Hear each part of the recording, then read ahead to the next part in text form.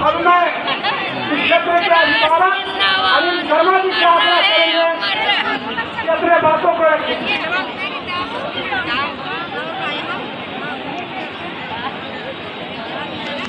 विधायक पूर्व मंत्री अनिल कुमार जी, गुरुआ विधानसभा क्षेत्र के प्रत्याशी सत्य प्रसाद जी, मंच पर आसीन सभी नेता, भाई और बहनों, वाले को उधर में दे दें।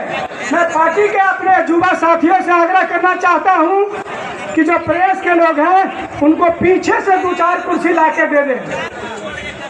अब मैं यहाँ हुआ है, उसके कारण भी हम जीत रहे हैं। हम चाहेंगे जैसे अनिल बाबू जीत रहे हैं, वैसे उपेंद्र बाबू भी जीते और मतदाता आंख खोल के एक नजर से दोनों तरफ देखे, चाहे कोई दिक्कत नहीं हो, दिक्कतों के साथ। जय हिंद, जय भारत, जय माता। अब मैं आग्रह करेंगे कपिल पिछड़ा आयोग के चेयरमैन भाई अनिल ताने जी से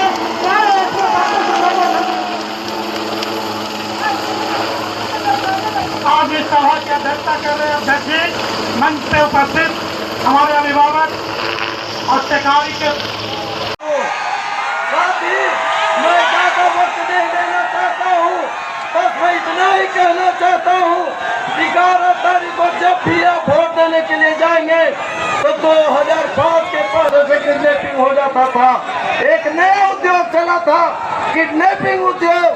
पुनः वही लोग फिर सत्ता पाना चाहते हैं, इसलिए साथियों संकल्प लेना है। क्षमा चाहूंगा, समय का अभाव है और गला भी थोड़ा बैठ गया। आज आप सबसे बस आग्रह करने आया हूँ। आप सब जानते हैं कि बिहार में चुनाव प्रचार अब लगभग समाप्ति पर है। कल इस समय धीरे धीरे चुनाव प्रचार समाप्त हो रहा होगा। ऐसे में जो पहले चरण का मतदान हुआ है, उस मतदान में एक बात स्पष्ट है, एक बात तय है कि आगामी 14 तारीख को परिणामों के बाद बिहार में एक बार फिर से एनडीए की सरकार बनने जा रही है। इसमें कतई कोई संदेह नहीं है। एनडीए की डबल इंजन की सरकार, एक तरफ मेरे प्रधानमंत्री नरेंद्र मोदी जी की सोच की सरकार, दूसरी तरफ मुख्यमंत्री नीतीश कुमार जी के अनुभव वाली सरकार, उपेंद्र कुशवाहा जी के समर्थन वाली सरकार, जीतन राम मांझी जी के साथ वाली सरकार और चिराग पासवान के बिहार फर्स्ट और बिहारी फर्स्ट की सरकार। और जब ये सरकार का बनना तय है तो ऐसे में गुरुआ विधानसभा की जनता के ऊपर ये बड़ी जिम्मेदारी आती है। ये आप सबकी जिम्मेदारी है कि मुख्य धारा के साथ जुड़े रहे। आपकी जिम्मेदारी है कि सत्ताधारी पक्ष का आपका विधायक होना चाहिए। विधायक के रूप में हमारे साथी, हमारे एनडीए के प्रत्याशी, हमारे भारतीय जनता पार्टी के प्रत्याशी उपेंद्र गांधी जी यहाँ से विधायक के रूप में होने चाहिए। ये आज आग्रह करने वाला हूँ।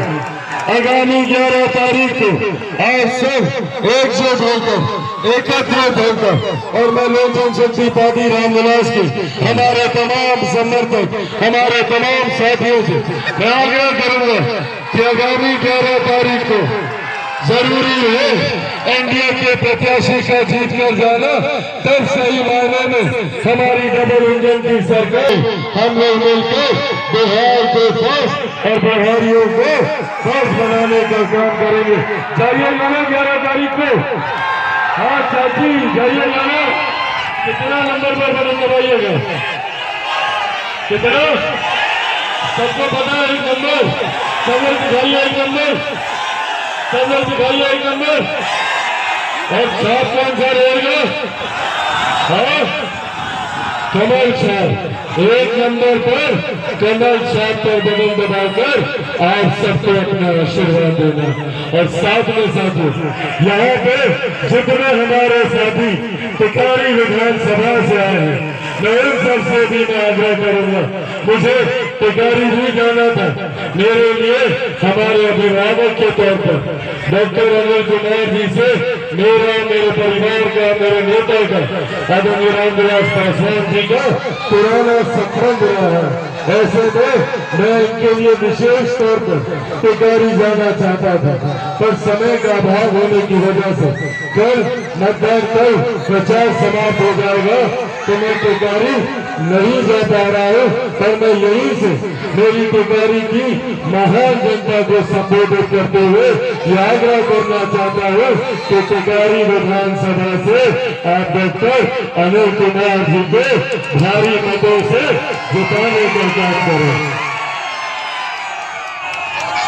और इनका क्रम संख्या वहां से 3 नंबर पर बटन दबाकर, और वहां पर आपको बटन दबाना होगा कड़ाही छाप पर। कड़ाही छाप पर बटन दबाकर आप इनको भारी मतों से विजयी बनाइए। और जीतने के बाद उसी कड़ाही में हम लोग समोसा पकौड़ा तल के खुशियां बनाने का काम करेंगे, एनडीए की सरकार बनाने का काम करेंगे। तो साथियों, बस ये आग्रह करते हुए कि मेरे दोनों आदरणियों को आप अपनी अपनी विधानसभा से जिताने का काम करें। बुरारा से यहाँ से उपेंद्र गांधी जी को 1 नंबर पर कमल छाप पर बटन दबाए, तो वही टिकारी से डॉक्टर अनिल कुमार जी को 3 नंबर पर कड़ाही छाप पर बटन दबाकर अपना आशीर्वाद दें। अब अगर आप लोगों का आशीर्वाद है तो आप सबकी तरफ से इनको विजय की माला समर्पित कर दी जाए। ऐसे नहीं आशीर्वाद दीजिए,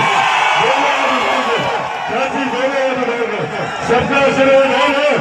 हाँ, चलिए जोरदार ताली से अपना आशीर्वाद दीजिए।